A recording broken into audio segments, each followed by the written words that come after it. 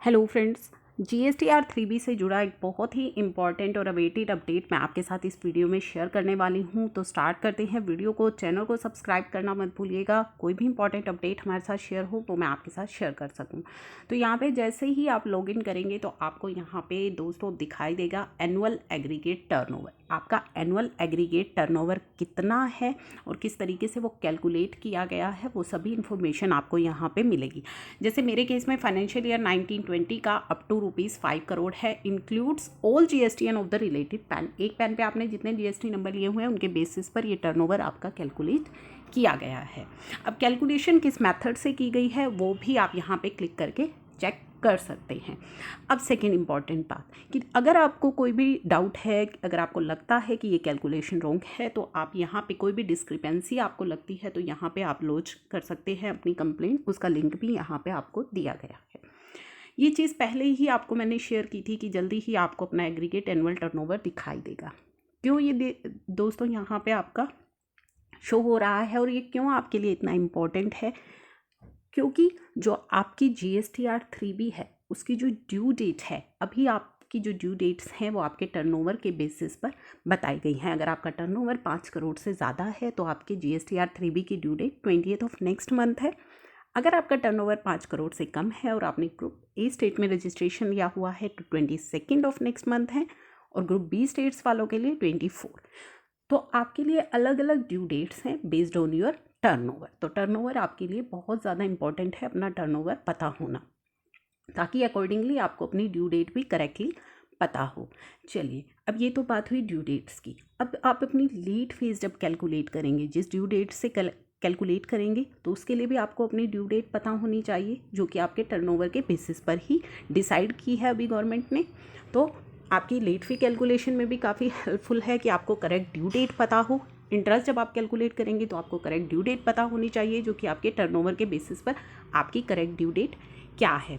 और दोस्तों, अभी हाल ही में गवर्नमेंट ने जो रिलीफ आपको दिए थे, जो कोविड पेंडेमिक के चलते जो रिलीफ आपको दिए गए थे, वो टर्नओवर बेस्ड पर अलग अलग रिलीफ दिए गए थे। अगर आपका टर्नओवर 5 करोड़ से ज़्यादा है तो आपकी एक्सटेंडेड डेट्स अलग थी, और अगर आपका टर्नओवर 5 करोड़ से कम है तो आपकी एक्सटेंडेड डेट्स अलग थी। आपकी लेट फीस भी अलग तरीके से कैलकुलेशन हो रही थी। आपका इंटरेस्ट जो है large and small tax payers के लिए अलग तरीके से कैलकुलेट किया जा रहा था। तो सभी चीज़ें जो हैं वो आपके टर्नओवर के बेसिस पर ही डिसाइड आप करेंगे कि क्या आपकी डेट्स हैं और किस तरीके से आपकी लेट फीस एप्लीकेबल होगी। तो इसलिए इम्पॉर्टेंट है आपको अपना टर्नओवर पता होना, क्योंकि डिपार्टमेंट की तरफ से काफ़ी ज़्यादा मेल्स भी रिसीव हुई थी, जिससे रिलेटेड वीडियोस मैंने अपने चैनल पर अपलोड भी की थी, जहां पे डिपार्टमेंट आपको बता रहा था कि हमारे हिसाब से आपका टर्नओवर 5 करोड़ से ज़्यादा है, इसलिए आपकी ड्यू डेट ये बनती है, आपकी लेट फीस इतनी बनती है, आपका इंटरेस्ट इतना बनता है। तो इसलिए आपको अपना करेक्ट टर्नओवर पता होना बहुत ज़्यादा ज़रूरी है।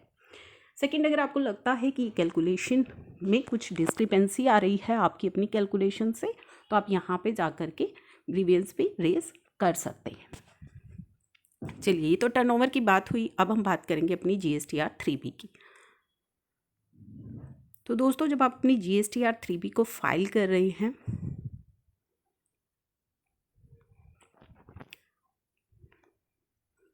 तो ये मैंने अक्टूबर मंथ की GSTR 3B जो है वो ओपन कर ली है। तो अक्टूबर मंथ की GSTR 3B जैसे ही आप ओपन कर रहे हैं तो आपको यहाँ पे एक system generated summary of GSTR 3B का जो पेज है वो ओपन हो रहा है। आप ये देख पाएंगे, यहाँ पे आपको दिखाई दे रहा है कि सिस्टम जनरेटेड GSTR 3B। जी हाँ, अब आपको auto populated GSTR 3B available कराई जा रही है, लेकिन अभी केवल ये मंथली फाइलर्स को ही अवेलेबल कराई है। जल्दी ही क्वार्टरली फाइलर्स के लिए भी अवेलेबल हो जाएगी, जो कि इन्होंने आगे बताया भी है। तो यहाँ पे GSTR 3B की जो टेबल 3.1 है, ABCE एंड 3.2 है, वो GSTR 1 से आपकी ऑटो पॉपुलेट हो रही है। आपको स्टेटस अगर नोट फाइल्ड, यानी कि अगर अभी तक आपने GSTR 1 फाइल नहीं करी है तो आपको यहाँ पे स्टेटस नोट फाइल्ड दिख जाएगा।